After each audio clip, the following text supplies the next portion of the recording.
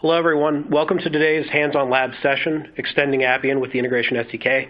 My name is Jonathan Katura. I'm a Senior Manager of Product Marketing at Appian. And I'm also here with Matthew Shad. Matt, do you want to introduce yourself? Hi, everybody. I'm Matthew Shad. I'm a manager of software development. I worked hard with my team on the Integration SDK, in particular the Connected Systems SDK, and advised on the Component SDK. So I'm very pleased to be with you today and introduce you to the work that we did. Okay, thanks, Matt. So today we're going to take a deep dive into how to create connected system and interface component plugins using the Integration SDK. So the agenda for today is going to consist of a brief overview. We're going to walk you through how the Integration SDK can be used to create plugins for low-code developers that allow you to more easily connect to other services. After that, Matt is going to give you a comprehensive look into creating a connected system plugin as well as a component plugin. And we're going to be using Dark Sky API weather map data for this hands-on lab. And again, if you're registered as a participant, you have the needed prerequisite software installed. So make sure you have IntelliJ, Notepad++, and whatever build tools that you might need. And you can find that information out in the hands-on lab guide PDF that's in the resources section. Once Matt walks you through the plugin creation, I'm going to follow up to explain how to submit your plugin to the app market if you want to contribute to the Appian app market.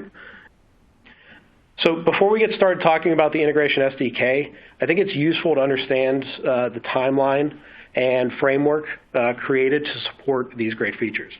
So starting in early 2017, Appian introduced a new object type called integrations, which were a way to connect external services via zero-code HTTP request. The next year, we shipped connected systems, and that is a way to store common integration parameters into a single object, and it really greatly simplifies the design time experience. So connected systems and integrations allow Appian low-code developers to create connections to third-party systems in minutes, and it really is that easy. It's not just connected systems that we created in 2018. We also introduced a new web content component. So we, within Appian interfaces, that means that you can bring in other system UIs directly into Appian and have a more seamless user experience within your applications. So these two sets of features really were the motivation for creating the Integration SDK. We released the Integration SDK in 2019, and it gives the ability for traditional developers to create new connected systems and new interface components to specific third-party services. Plugins created with the Integration SDK can be uploaded to the app market and shared with the Appian community. It creates a really healthy ecosystem of low-code tools to build highly connected apps. So in the future, we're going to continue to invest in our integrations framework. Really this year, a heavy focus in RPA and AI tools to connect to. So what makes integrations the best choice for connecting to other systems? Really, it's the integration designer. This gives Appian developers a rich and simple design experience. It guides you through connecting to another system. So you create integrations on the left-hand pane via any necessary parameters that you have to fill out for that request. And you're able to see and test an HTTP response from your request directly in the test pane on the right. It makes designing integrations really easy and fast. Connected systems really puts those integrations on steroids. So with connected systems, you're given an even more guided experience. And these connect directly to out-of-the-box third-party systems like Blue Prism or Automation Anywhere or DocuSign. The connected systems will store credentials and permissions before ever creating an integration. So once you do create an integration from a connected system, you're presented with a fully customized configuration pane that makes connecting to that system a matter of seconds. So when you create a connected system plugin via the Integration SDK, you're giving low-code developers the ability to simplify their experience using the Integration SDK framework. So component plugins follow a very similar idea. Using the Integration SDK, interface components can be created, custom interface components can be created, and they function exactly like out-of-the-box components. There's loads of connected systems and component plugins that are available right now for download in the app market. And if you're wondering how many, as of beginning of the year, we have 32 component plugins and 33 connected system plugins available to you.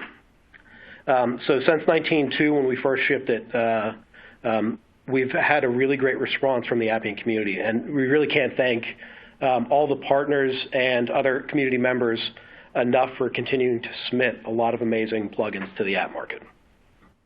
So I'm going to wrap up here and go ahead and let Matt talk from here, but basically for the next section, we're going to go ahead and walk through building a connected system and component plugin to Dark Sky. So Matt's going to walk you through, he's going to show you the necessary Java files and resources that go into building a connected system, a deployable jar file to a third party, to Dark Sky. Then he's going to walk you through building an interface component using the SDK's JavaScript APIs.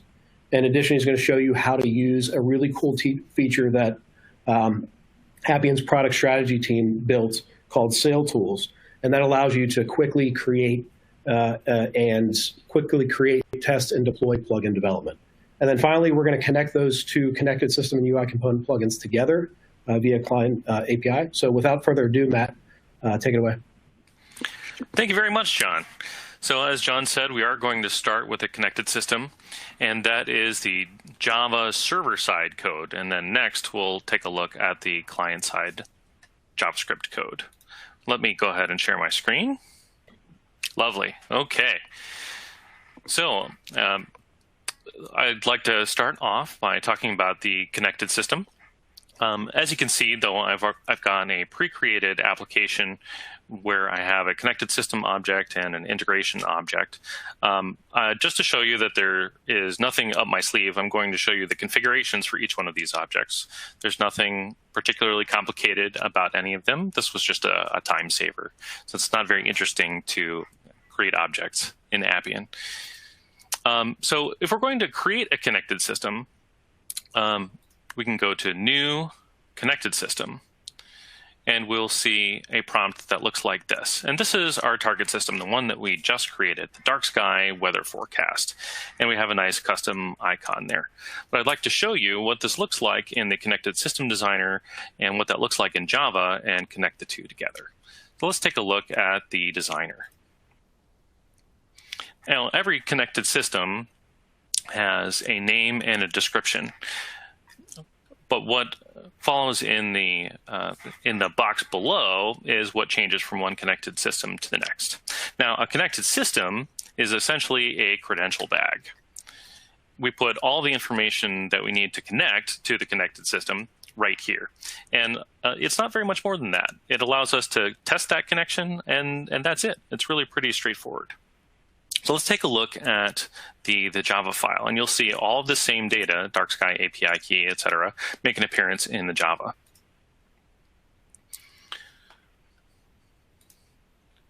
Let's start at the top. Here we have our weather forecast connected system template. Let me blow that up a little bit. And notice that we extend the simple testable connected system template. Essentially, the simple testable connected system template just gives us a few convenience methods that makes our life a little bit easier while we're developing. You'll also notice that we have an annotation on this class. This is very important, the template ID annotation. This is the string that you will see while you're debugging your template. So whatever you would like to see in the logs, this is what you should put here. The template ID, as you might guess, uniquely identifies the template. The reason that this annotation is necessary is because these templates run in a plugin context. In Appian plugins, class names are actually not unique. There could be many classes with the same name, but the template ID, in conjunction with the plugin ID, have to be unique. Now, there are a couple of methods that we would override in simple tested connected system template. The two important methods are get configuration and test connection. Get configuration powers what we see in the connected system designer and the data that goes in those controls. Test connection does exactly what you would expect it to do, which is test the connection to see if you have configured it correctly. So let's take a look at the get configuration method. And we'll take a close look at the signature here. There's a simple configuration that is the input, as well as an execution context. We're not going to focus too much on execution context, but there's useful information here, such as the current designer's locale. So if you need to localize the output for designers in a different country, you can do that.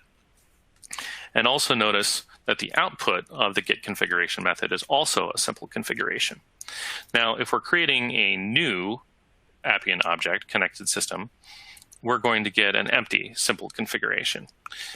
Once we've got, or if we're editing an existing one, as we are right now, we're going to get the current state of the connected system, and then we're free to modify it.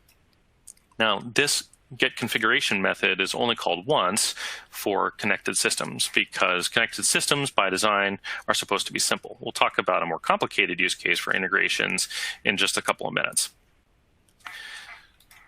So as you can see, simple configuration is mostly a list of properties.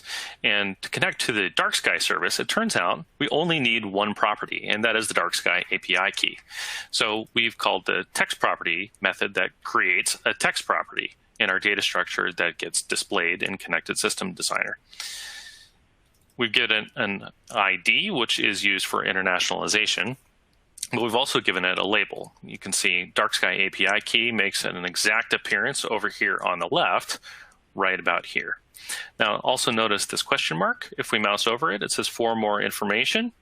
You can see where that appears in the code right here. We use the description method. Import customizable is a very important property especially for connected system properties. Why? Because connected system properties are usually sensitive information. So sensitive information is not information we would want to export ever, and so we have to supply it again when we import it into a new environment. This is a pretty typical use case, especially since credentials tend to change from one system to the next. We might have a developer account and then a production account. Import customizable is the mechanism we use to do that. Now, you'll notice that you can actually see my dark sky API key. This is okay. This is a demo key that gives us 1,000 requests per day. But let's say that I didn't want people to be able to see my dark sky API key just by opening the connected system. We can fix that. So let's say I want it to appear as a password instead. I want it to be masked. You can do that by setting the masked property to true. Now, another thing that we might choose to do, and this is probably a good idea for sensitive information in connected systems, instead of using text property, you might choose to use encrypted text property. This makes sure that the value is encrypted and forces import customizable to be true, which means that export is forbidden. Now, I'm not going to use encrypted text property today since we're just doing a demo. I've already created the object. I don't want to recreate it, but there's really no must, no fuss to using encrypted text field. Appian will just encrypt your information and keep it safe for you. There are a couple of other methods that I would like to show you, including the instruction text. I'd like to show you where that appears. It actually appears below the field, so that users can understand how that field is intended to be used. And we've also got placeholder text. This is the text that users will see if there's no value supplied. API key here. So I'm going to go ahead and install that. And we'll give that just a minute, and then we'll be able to see the effects of our changes in Connected System Designer. The is required field is pretty self-explanatory. Most of our fields in the connected system are probably going to be required. There are probably only 2 or 3 properties in any given connected system to begin with, but it's a good idea to make them required. That forces the designer to supply a value for them before he or she can continue. We also have an interesting property called isExpressionable. And I just wanted to point this out here because it's actually not supported for connected systems. I want to emphasize that connected systems are essentially replacements for constants. They're a better way to manage credentials. And if we're managing credentials, we really don't need expressions. So we're going to gloss over them. Next, let's take a close look at the test connection method. Let me expand this window a little bit so that you can see the entire signature. Notice it looks really similar to the Git configuration signature. Again, we've got a simple configuration, we've got an execution context, and the only thing that's different is that we're now returning a test connection result. We've got a little bit of code in here that's pretty straightforward, but for the first time, our dark sky code is actually making an appearance. So we'll take a look at the project dependencies in a couple of minutes, but take it on my word that forecast request and forecast request builder comes from a library called Plogitech that we pulled off of Maven. So this is a neat feature of the Appian plugin system. You can pull in whatever Maven libraries you want, or however you want. You don't even have to use Maven, and get whatever work done you need to get done to connect to the connected system. And if we decide that, gee, this library is not working out and we'd like to use a different one, we have complete freedom to change that up, and it won't break anything, assuming that we keep all the same properties in our connected system. So what's going on here is we're just attempting to make a request using the configured API key. You can see that happening right here. And if it succeeds, then great, we'll return success. And if it fails, it's going to throw an exception. And so we'll return test connection result.error. Now, the reason that we don't just catch the exception for you and return an error message is because we want to give designers a great experience, and we want to give them good error messages. Now, here, we've kept it simple. This is just a nascent connected system. We would probably take this opportunity to give the best error message that we could to tell the designer what went wrong. And this is exactly where you would do it, with the test connection result.error. Now, a couple of methods exist in the Connected Systems SDK that haven't made an appearance here. So we have explicit support for OAuth, for instance. Now, Dark Sky does not require OAuth, so we're not going to extend simple OAuth connected system template. But if you do need to connect to an OAuth system, then you would extend from simple OAuth connected system template instead. And I think it's been over a minute. So let's see if our plugin has installed. We can see the effects of the changes that we just made. Open up the connected system. And you can see now the Dark Sky API key is masked. You can no longer see what the key actually looks like. We see the instructional text appears below. And if we remove the value, we now see our hint to put your API key here. Easy peasy. Now that we've talked about the connected system, let's actually do something interesting. Let's take a look at the integration. This is Integration Designer. I've pre-configured an integration to talk to Dark Sky to make a weather forecast. As you can see at the top, I've selected my Dark Sky connected system. This gives me access to my Dark Sky API key, which allows me to make requests. All we need to specify for a Dark Sky API request is latitude and longitude. And there are a couple of optional parameters that make an appearance down here. But when we click Test Requests, you can see we get some lovely output. And it succeeded, which is great. And we can see there's a lot of output that comes from the Dark Sky API. So now that you've seen what the integration designer looks like, we can take a look at the Java. Actually, I forgot to mention this. The output is too large to display. I just wanted to emphasize that this is a feature to protect the design experience. Output truncation happens in Integration Designer to make sure that performance stays good, but the actual response returned to, say, process models or the sail runtime is never truncated, because that would be very difficult to work with. Also, in the output pane here, I want to take the opportunity to highlight this new feature in 20.1. We have the ability to collapse data that appears in the integration result pane. As you can see, there's a ton of data that comes back from Dark Sky, and it's really useful to be able to collapse it so that we can focus on only the parts that we really care the most about.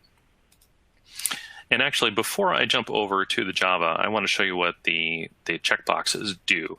I pointed out there's a lot of data in here, and we don't always need all of that data. And for performance reasons, we might choose to just leave it out.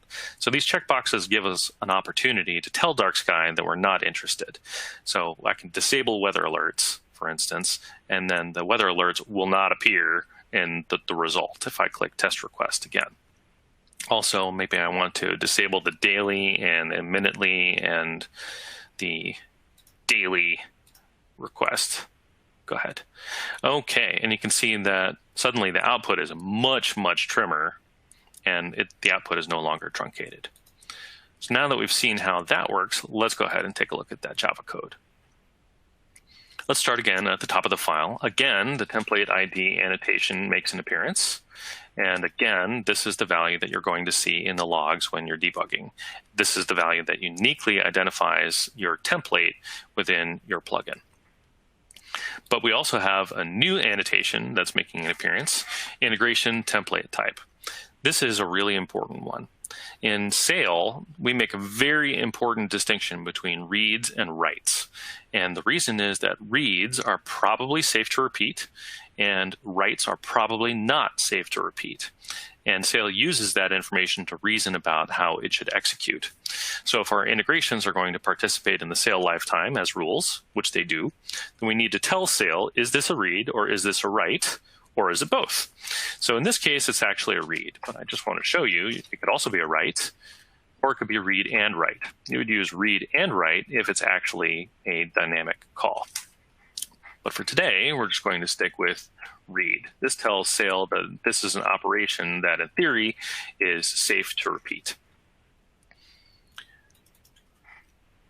You can see here that we're extending simple integration template, just as we extended simple connected system template before. And we've got a few constants that we're going to make use of in our configuration, and a couple of methods that, again, we need to override. Just as we had a get configuration for connected systems, we now have a get configuration for integrations.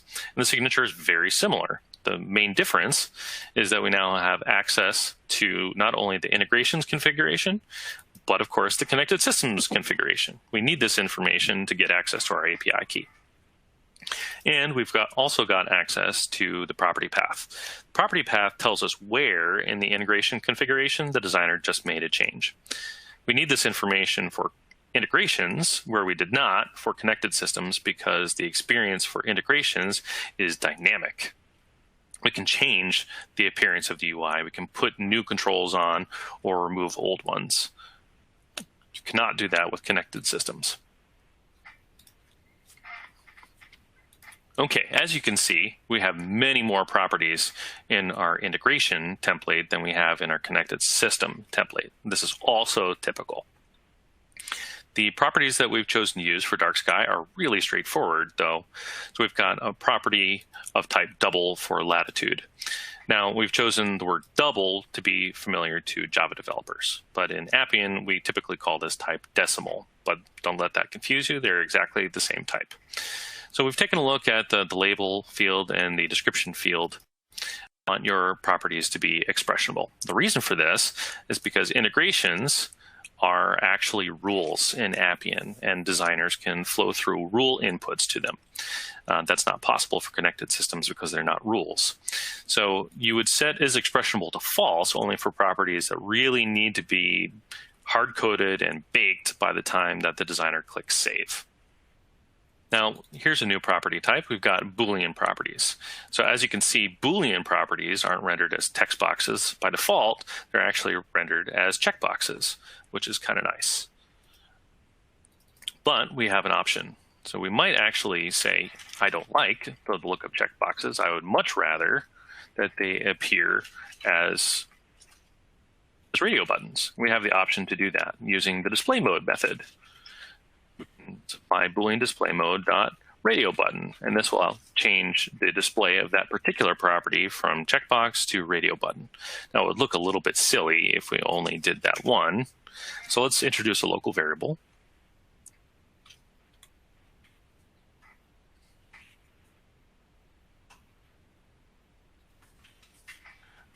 Getting my Windows shortcuts. create that local variable.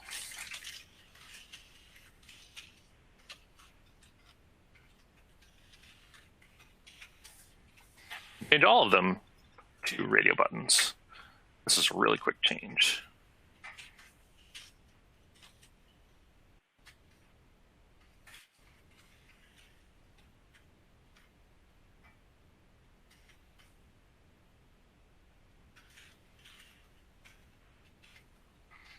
I'll go ahead and install that so that we can see the change here in just a second. Now, there's another property that I would like to point out that is parallel to is expressionable, that is refresh. This is another property that's really only applicable to integration templates. Setting the refresh mode is really important.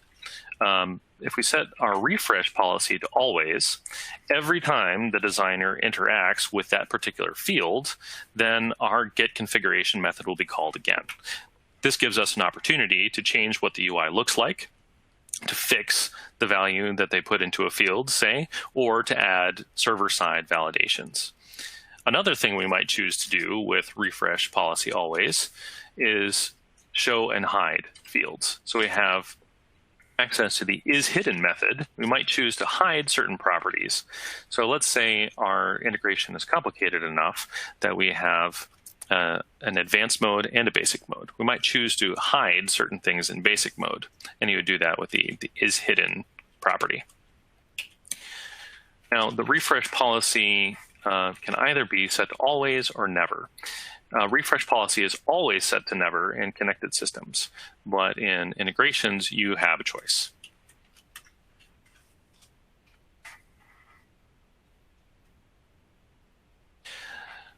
So now that we've taken a look at the configuration method override, let's take a look at the execute method override. The execute method is called whenever the designer clicks on the test request button, like so.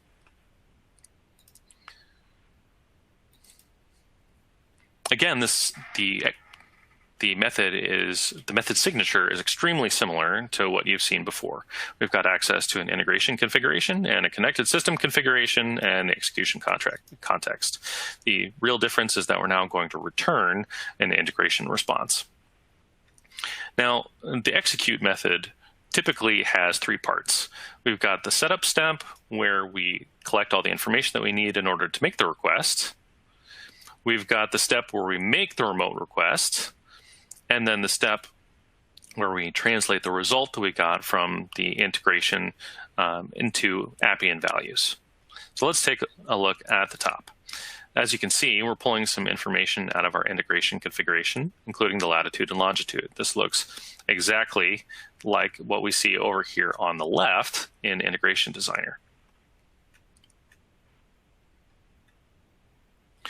Now here, I wanted to point this out in particular. I haven't shown you diagnostics yet, but you know all of these checkboxes that we have? It's really important that we report back to designers exactly what parameters we actually send to the server. This helps them tremendously when they're debugging. To communicate that information to them, so right now they're all explicit in the designer, but some of them might actually be hidden. It would be really useful for designers to help them figure out what's going wrong if we added that information as request diagnostics. Here we're adding our request diagnostics, but let me show you what that looks like in Integration Designer. If we click on the Request tab, we can see all of the information here that we added as diagnostics. As a developer, you have complete control of what shows up here. And as you can see, we even have support for non-flat data structures such as lists and dictionaries. So you can really put rich information here. Similarly to the request diagnostics, we have response diagnostics. We would use this information to give developers extra information. Obviously, the result of the integration is the primary data. But if we have ancillary data that we would also like to give to them, then we would use response diagnostics as the mechanism to show that to them. Here, again, we are using our Plagitech library to make the request. I would like to show exactly how the error handling works here. So again, we've got a try-catch block, just like you would expect in Java. And if we get a success response, then great. We'll add that to our success response. If we get an exception, then we immediately build an error and return it. Now, I've glossed over the connected system util a little bit. This is just a useful chunk of code that we can copy and paste from one project to the next. It makes a common connected systems tasks really easy, including timing. I glossed over this a little bit, but if you look at line 144 and line 152, we start timing and stop timing. This is actually really, really important. Timings are required in integrations because sometimes things go wrong. Sometimes things take a really long time, and designers need to be able to find out where the problem is. So what we do here is start timing right before we make the remote request and stop timing as soon as we get the response. That way, we can add as diagnostics exactly how long the remote call took, and that helps designers distinguish between problems on the remote system and problems in our Java code or problems in Sail. All right, that's really it for integration templates. Now that we've created the connected system template and the integration template, I'd like to show you how the two are wired up. This is the Appian plugin.xml, and this is where all of our Java components get wired up. If you've developed Appian plugins before, this will look familiar to you. They all start out Appian plugin. That's the root element. The name is for human display purposes, and then the key is important. The key is used as a unique identifier when the plugin is installed in the system. Plugin info is exactly the same as it is in all other Appian plugins. The interesting part to note is that you should advertise what your minimum supported version of Appian is. But here's where the real action is, the connected system template element. This registers our connected system template. And by convention, all connected system templates have to have a key, and it's unique just to this file. But that's all that it's used for. The most interesting attribute is actually the class attribute. And this tells the system where to find our connected system template Java class. Notice that we have an integration template inside the connected system template. Logically, they're treated like a unit. Every integration template belongs to a connected system template. And this helps us make sure that the right kind of connected system template is selected. If you look over here, you can see that we've selected a dark sky connected system in Integration Designer. This information over here helps Appian reason about what connected systems are valid to be selected in Integration Designer on the left. In the integration template element, just as with connected system template, the class part is the most important. This tells the system where to find our class. And that's really all there is to the Appian plugin.xml. So I'm going to talk just a little bit about internationalization. We're not going to go into too much depth here, but I want to show you at least how you would get this done. So in the resources file, we have a convention where if under the resources directory in your plugin, and you have a directory, if you have a resources properties file that matches your language name and locale, so in our case, it's United States English, so that's EN_US. Then we will pick up that resources file and use that information to localize the display to designers. In particular, this name and this description are used when we're going to create a connected system or an integration, and we can go ahead and change these display strings so that you can see how the display changes in Application Designer. Let's go ahead and install that change too. I've just added my initials to the beginnings of the name, so it should be really obvious. Notice that the key matches the name of our class, and you add .name to set the name that's going to be used, and description, which is going to be used for the mouse over text, especially in Application Designer. Now, I didn't demonstrate this, but in the same properties file, you could choose to put the localized versions of all of your property names. So over here in Integration Designer, I've written in English latitude and longitude. For a production template, it would be better to put these values in a properties file and then resolve them in Java using the Resources API, the standard built-in Java Resources API. Now, let's take a look again at Integration Designer. It's had plenty of time to install my changes. Let's see if those checkboxes change to radio buttons. And yes, they did. Fun. Now, I didn't put this part in the workbook, but I realized it's important. I'd like to talk a little bit about the build file. Gradle is our recommended build tool, and we have lots of examples of how to use Gradle well to build these connected system plugins. Technically, you do not have to use Gradle, but we recommend it. It's our build tool of choice. All of our examples use Gradle, and it just gives a nice experience. Now, with Gradle, you're probably familiar with the dependencies block if you've ever used Gradle before, but I'm going to go through the special meanings of the dependency configurations. Now, this is a list of all of our library dependencies for our project, and there are two that are especially important. The first one is probably the most important. This actually lets us talk to the Appian Connected System plugin SDK. We need to have a compile-only dependency on the Connected Systems Core library. Connected Systems Core is the language that our plugin and the Connected Systems SDK share in common so that they can speak to each other. Again, it's very important that this be set to compile only.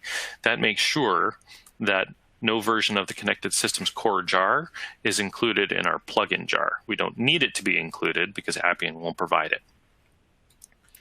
By contrast, the Connected Systems client is something that we want to roll into our jar. This is an optional dependency, but it makes our life a little bit easier. Now, the reason for the distinction between the two is that Connected Systems Core is intended to change very slowly, and Connected Systems Client is intended to change a little bit faster, so that if we want to add convenience methods, we can go ahead and do that, and it's not going to break anybody, it's not going to change any behavior or break anybody's plugin. So every plugin gets its own version of the Connected Systems Client, and so if we release a new version and you don't want to upgrade, that's okay. You don't have to do that, and you're going to be unaffected. Now, here are some other dependencies that we're actually using to get our work done. Here's the Plogitech library. This brings the Dark Sky API. And you'll notice a couple of Google libraries that we're not using yet, but we will show in the client API section later. And of course, we need something for logging, so we bring in SLF for J. This magic incantation is probably something you want to repeat in all of your projects. This makes sure that all of the right libraries get included inside your plugin jar, and that you get the behavior that I described in the dependencies block up here. And then last but not least, I've written a custom install action that installs our jar into where I happen to know Appian is running. This line, of course, is going to be different from one environment to the next, but it suited my purposes for development and gives me this task over here. So I can just right-click and install. So now that we've done that, I think I've given the system just a minute. Let's go back to the application designer and see how those strings changed. So if I go to New, Connected System, I can see that the text, the name of the Dark Sky system has changed. You can see my initials right there. And that's about it for the integration connected system SDK. So now that we know all about the server side, we can turn to the client side. I'm going to set IntelliJ aside for now. Goodbye, IntelliJ. And we're going to take a look at, with Notepad++, add a component plugin. And before we do that, I'm reminded that we need to install the Sail Tools package. So if you're following along, you should have Node.js installed already. And we have a neat tool for building component plugins called Sail Tools. Now, Sail Tools, let me cd into the right directory here. Sale tools you can install by typing npm install-g for global sale tools, and that's it. Hit enter, it'll install. I've already installed this, so I'm going to cancel that. And once you've done that, you can do neat things like this, sale tool zip, and it will just build your package for you. As you can see, now I have the component plugin zip. I can't highlight the text, but perhaps you can see the component plugin zip right here. But sale tools actually does a number of other neat things. So if you use it with no arguments, you get this neat menu of options. So sale tools is especially good at automating the boilerplate. So you don't have to remember how to set up a component plugin, the structure of a component plugin. And you can use it to add new components. So if you have multiple components in the same plugin, you can just add new ones, and it will take care of all of the boilerplate work for you. It also has a facility to help you test your component plugins in a really quick way. This is super helpful. It has the ability to take all of your HTML and JavaScript to put it in a zip for you. And this is a really nifty feature. You can actually use the Google Translate API to automatically translate your resource bundles for you. So if you have written an English translation file, you can use the Google Translate API to translate it into other languages for you. Now, let's take a look. Since we just looked at the registration and structure of our Connected Systems plugin, let's take a look at the component plugin. Hopefully this looks really familiar, but instead of saying Appian plugin, it says Appian component plugin here at the top. Again, we have a name and we have a unique key. The plugin info is identical, and what's different is component. So this is where our components get registered. And there are two important attributes right here in component. They are rule name and version. So as you probably know, Appian components are rules. We use rules to render Appian components. And you get to choose in your component what the name of your rule is going to be. Here we've chosen weather map. And we've set the version to 1.0. This is also really important. If we wanted to introduce version 2 of our component, then we would have to make sure to add a new component, perhaps above this one, and set the version to 2, but keep the rule name the same. Now, the other interesting bits about components are their parameters. Now, the parameters are actually specified in the XML file for component plugins. This is a little bit different than the Connected Systems SDK.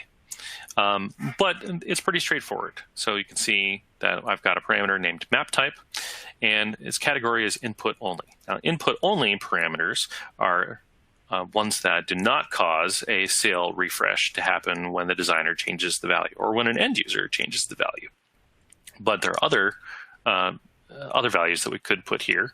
So we could change the category to output, or we could change the category to input output, which does exactly what you'd expect. Of course, every parameter has to have a type, but this is a convenient opportunity to highlight a new feature that we've added for 20.1, which is support for enumerated types. Enumerated types are rendered as drop-down lists in our component. This is really nice. That in pre-20.1, what you had to do as a designer was know what valid values were for that particular parameter, and you had to type them in as a text box.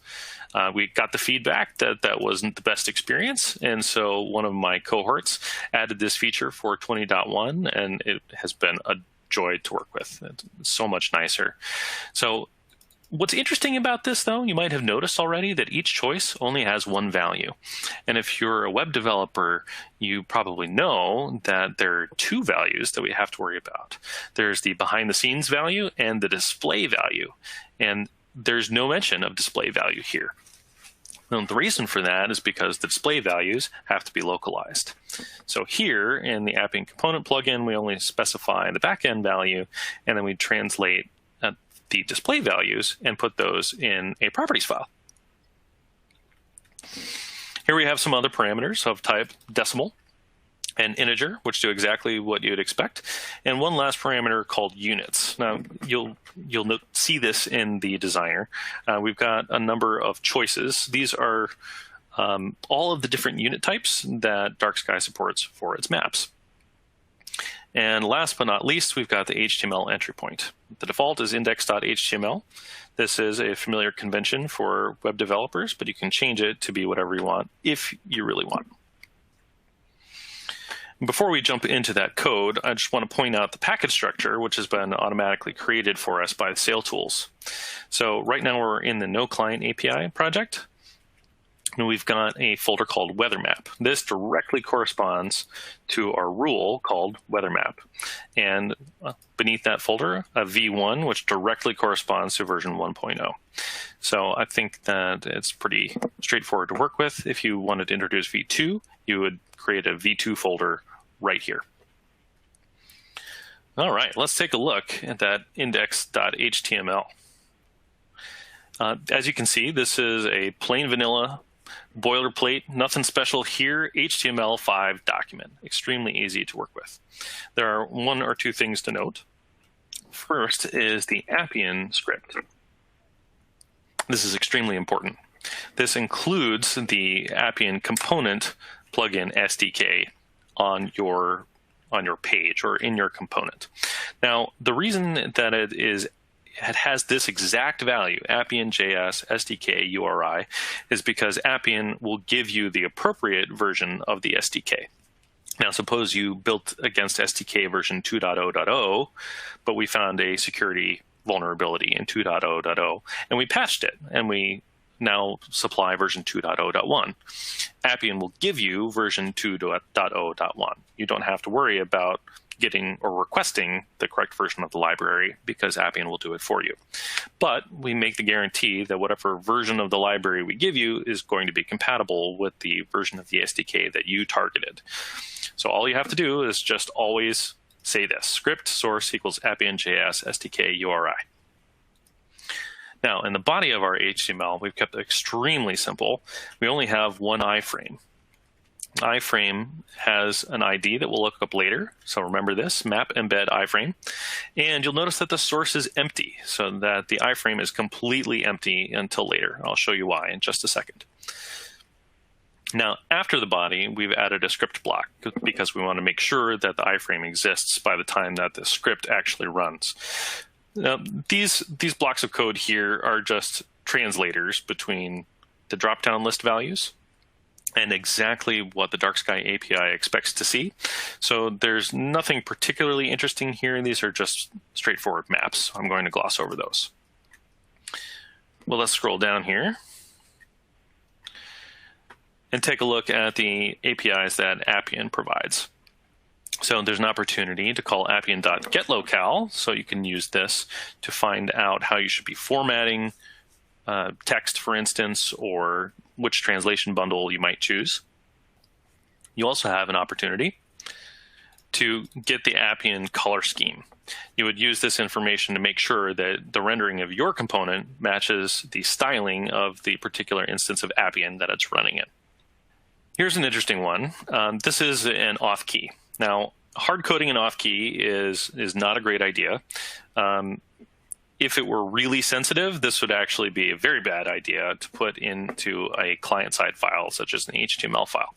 It so happens that this is not an API key as much as an embedding key, which Dark Sky uses just to prevent abuse. So this is still not the best way of doing it. And I'm going to show you a better way of doing it in the next step. But for now, just to get us off the ground, take for granted that we have an auth key and we're going to use it in just a second. As I mentioned before, we're looking up that iframe and we're storing it in the value called map. Now, here's the real brains of the component plugin, the appian.component.onNewValue callback. Now, sometimes it takes a second or two for JavaScript UIs like Appian's to render. And so the onNewValue callback pushes parameter values to us whenever they are ready, not only for the first rendering, but also on any subsequent changes.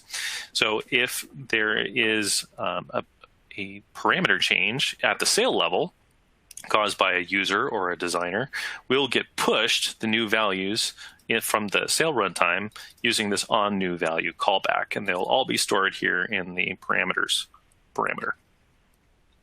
All I'm doing in the next lines of code is pulling out those parameters and assigning some default values, including the map style height. But once I've done that, I'm finally ready to update the map. When I call update map, I finally set the source of my iframe. And when I do that, the browser submits a request to the indicated URL, and a map will appear. Notice that the authorization code makes an appearance right here, but also the map type and the map units. We'll take a look at what that looks like in the designer. There we go. Here's our map. So just as you saw in the Appian component plugin.xml, we've got several parameters over here in design mode. If you look at the bottom right corner of the designer, so we can select the temperature map. We might choose to say, well, I'm not so interested in temperature. I'd actually like to see wind speed. Well, you can go ahead and change that, and it will automatically refresh. We also have control over latitude and longitude and map zoom. Notice when I change the map to wind speed, the Fahrenheit units don't make any sense anymore. So I'm going to change wind speed to knots, and then we should see that guy update. And there we go. Here's the wind speed in knots. Now, what's neat about all of this is that in my rule and in my, I can add rule inputs and then flow them down here into the latitude and longitude, map type, map units, so that you could add at design time in your user interface. If you want a drop-down list for, say, wind speed, you can let the user change it. And then they'll get a dynamic map just like we have here in the designer. I'd like to flip back to the HTML here. We talked about onNewValue. Now, there is a corresponding API, Appian.component.saveValue, and this is one of the most compelling reasons to use an Appian component plugin over, say, a web content field. Appian.component.saveValue lets us save values back into the sail context and participate in the sail lifecycle. So values that we return using the SaveValue API actually can be used in our sail application and for all of our application logic, which is pretty neat. Now, for this particular component, I created input-only parameters. But if we had an input-output parameter, say, I put the parameter name here and the value here, and as soon as we call that, that data is going to be sent back up to sail and trigger a sail refresh.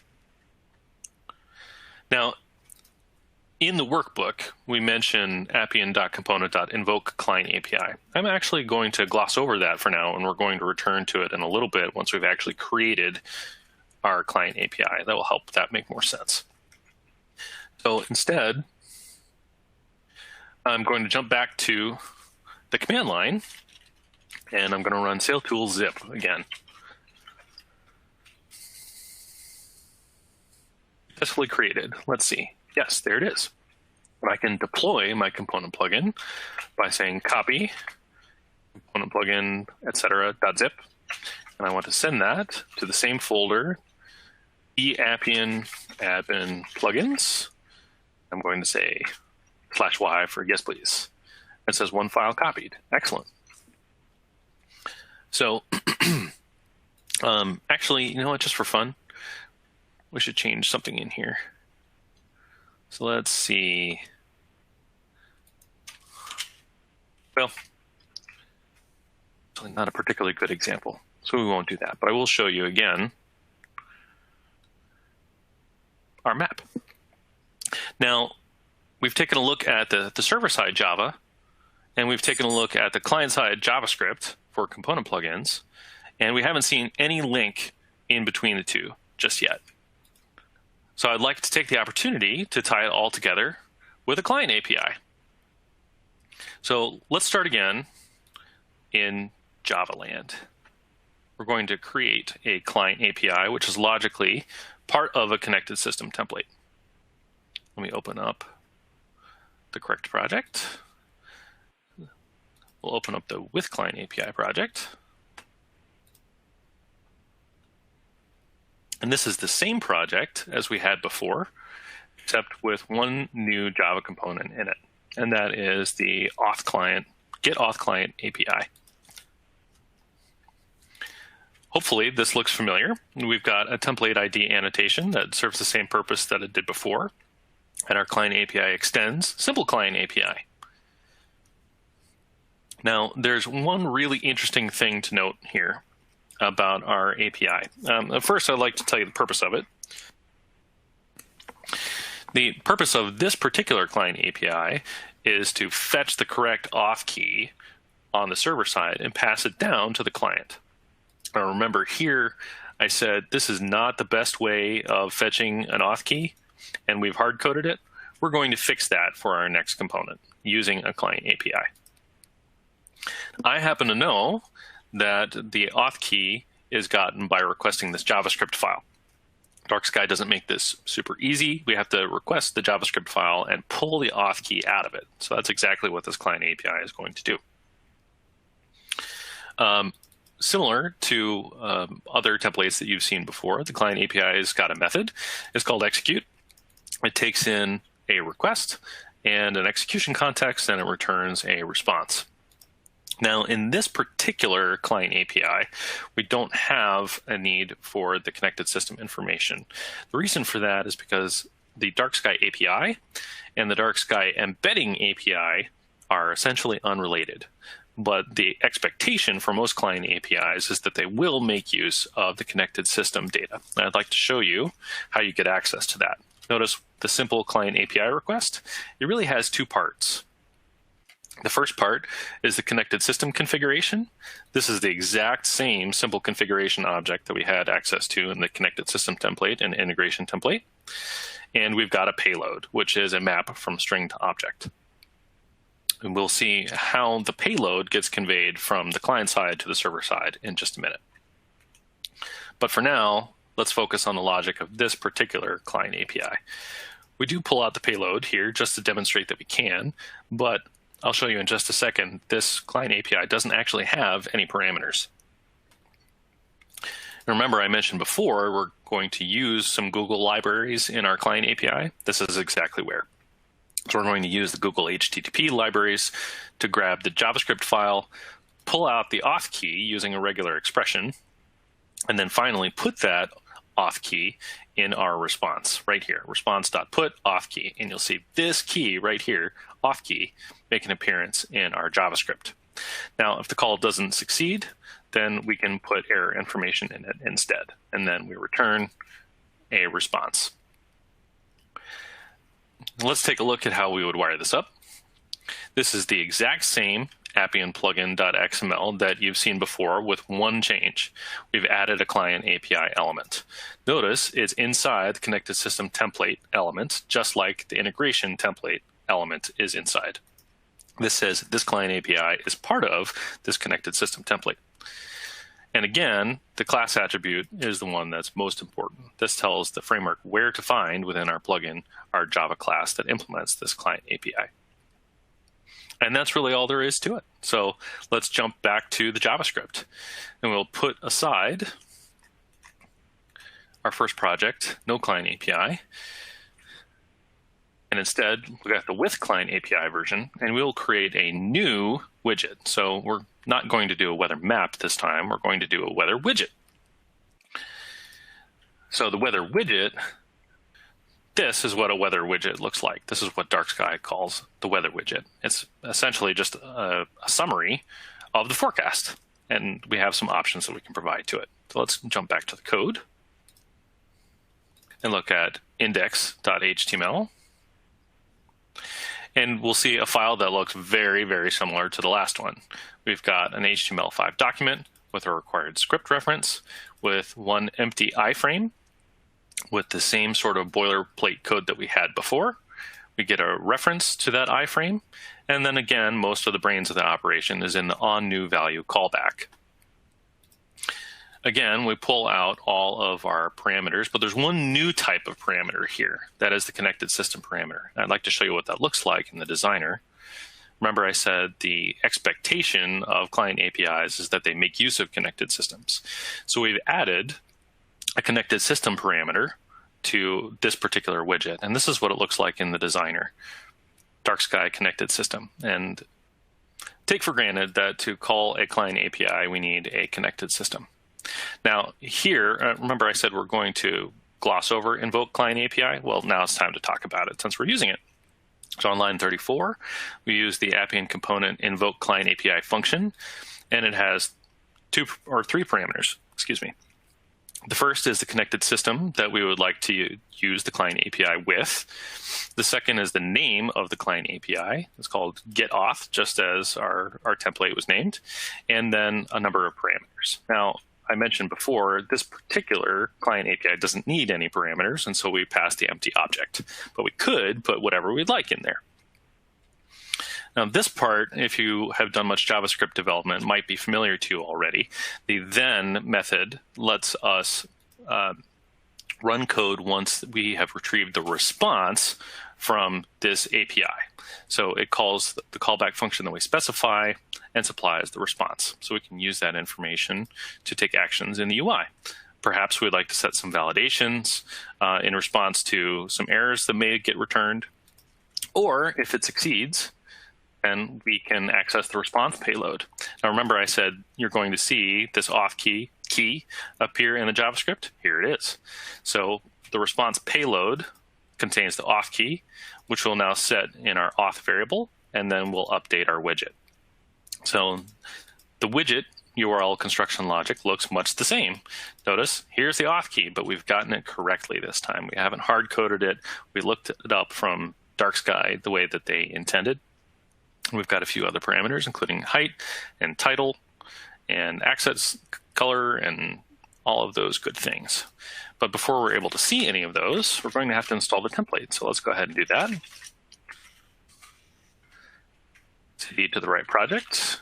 I'll run sail tool zip to zip up my plugin. This now contains both the weather map and the weather widget, and I'm going to deploy it.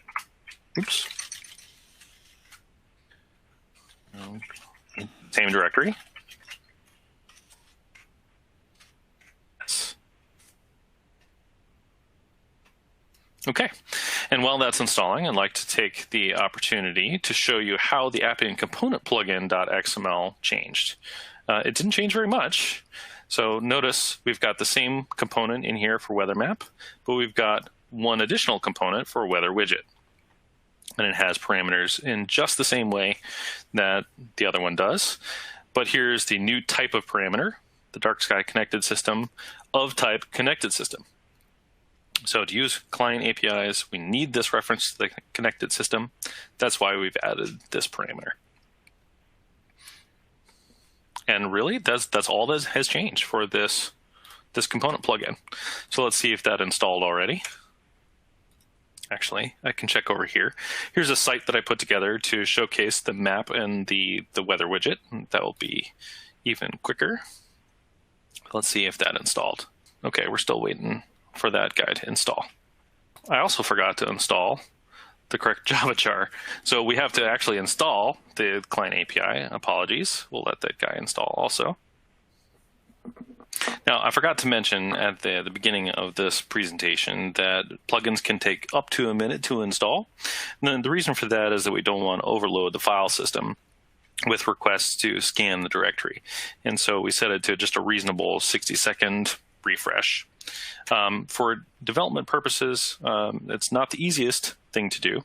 So that's why we have the sail tools test that allows us to get really fast feedback on the development of our component plugin. And there we go. Finally, it installed. I apologize for the delay. You can see now all of the things that we expect to see. And if we go back to the designer, I can show you what that weather widget is going to look like in design mode. And actually, just to keep it interesting, instead of showing it in design mode, I'm going to show off expression mode. I just want to emphasize that anything that you do in the designer, you can also do in code and vice versa. So if you prefer to do no code, you can do that and use the designer. If you prefer to do the coded method, you can do that too. And all of our parameters, I'll take a moment to show this off. All of our parameters here, again, each of those become rule inputs to our rule name. So we should see weather widget here in the code, and we should see each of these parameters make an appearance in the code also. And here they are. Let me close the part that we're not using. And you can see the exact same parameter names in the weather widget rule and how they impact the display of the widget. Now, let's say I'm going to change the text here to just forecast for Virginia, and you can see, oh, well, that changed the text. And then we can display summary false, and that will hide our nice sun graph. And we can even omit the header. We've got lots of options. Again, since this is a rule, you can create rule inputs so that designers can pass their values into here. And you can let end users have access to these also. Really, the world's your oyster with rule inputs. And so that is how the Connected Systems SDK and the Component SDK are tied together with client APIs. So I think that's about it for the integration SDK. I know that was a whirlwind tour, but we're really excited to see what you guys build with the SDK. So maybe, John, you'd like to talk about the submission process to the application market? Yeah, thanks a lot, Matt. And if you go to Appian Community, to the App Market section of Appian Community, and click on the Appian Market FAQ, there is a link to get you to the App Market submission site, which looks like this. The App Market submission site lets you do things like submit a new application, update the version of the application, also do things like get pre-approval or register your development instance. So the submission process looks like this. And before you even begin developing app, we absolutely recommend that you submit a pre-approval idea first. That's not going to guarantee that your plugin is going to be successful, or be successfully approved, but it will help you understand how to build a high-quality plugin, whether it's a connected system or component plugin. So after you've done your coding, testing, and building of your plugin, you can submit that to the app market. The submission goes through two separate reviews. The one review is to ensure that you have all the necessary content to publish that plugin on the app market, and the other one goes to Appian support and Appian engineering to ensure that your plugin was built in accordance with our guidelines. And we continue to get a lot of great plugin submissions. And like I said, the past year, there's been over 60 listings. Really cannot thank you enough for your support with that. And we really do encourage you to continue to create connected system and component plugins for different services out there and really help improve the Appian community. And that about wraps everything up. I really want to thank everybody for their participation in this hands-on lab. I hope you enjoyed it and that you learned a lot about the integration SDK. And have a great day.